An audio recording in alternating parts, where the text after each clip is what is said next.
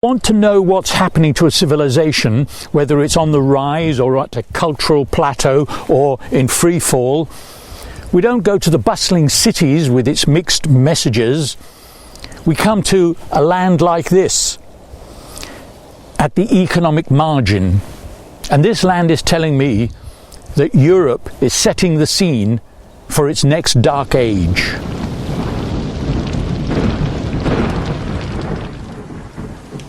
It's at the periphery that the injustices in a system are most clearly exposed. The greatest injustice is operated by government when it imposes taxes that people just can't afford to pay. Now, on the marginal land where people could generate a sufficient level of income to pay for a comfortable life, if they are also taxed by government on top of what they need to sustain their households, life becomes impossible. They are driven off the land, they migrate to the cities, where they become a burden on everybody. Now, what has this got to do with the end of a civilization? Go back in history. We see time and again in Babylon, in antiquity, in Rome, the classical civilization, when people are sucked out of the rural economy, driven out by the elites who've grabbed their land, they concentrate in the cities where they become troublesome, a financial burden at the very least. People have to be sustained out of government revenue. In Rome, the elites paid for the bread and circuses because they were grabbing the tribute, the rents. Rents are the taxable income of any society. They were grabbing that rent to fund their opulent lifestyles, and to sustain that system they were willing to fund bread and circuses. But twice Rome had to cut back on that spending. We call it austerity today because they just couldn't afford to support the unemployed people in the cities. Now, when people are driven off the land and into the cities, spaces are opened up, both in the countryside and in the urban environment.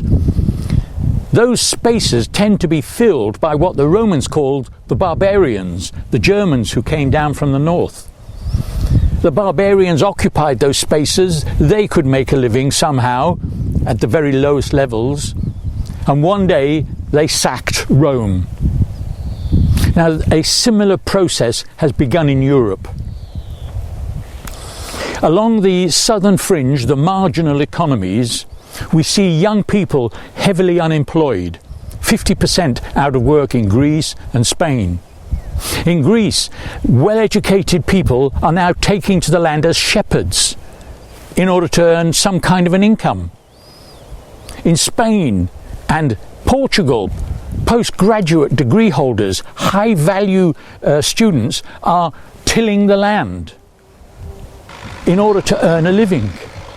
Cyprus has formalized this process. It has just announced that it is going to allocate low-rent land to people from the town so that they can move into the countryside to at least till the ground, put food on the table. These are the early warning signs of the collapse of a system. Now, is it inevitable? No. History is not linear. Marx tried to persuade us that it was, but he was wrong. He suggested that social organization moved from the primitive tribal system through feudalism to capitalism and onwards, hey-ho, to socialism and communism, where utopia, everybody would live as equals in a happy existence. Well, we've seen communism collapse in the Soviet system, Russia. We're seeing it happening in China.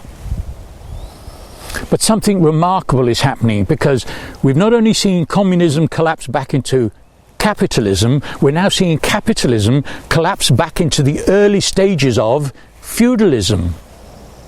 It's what happened in Rome very clearly.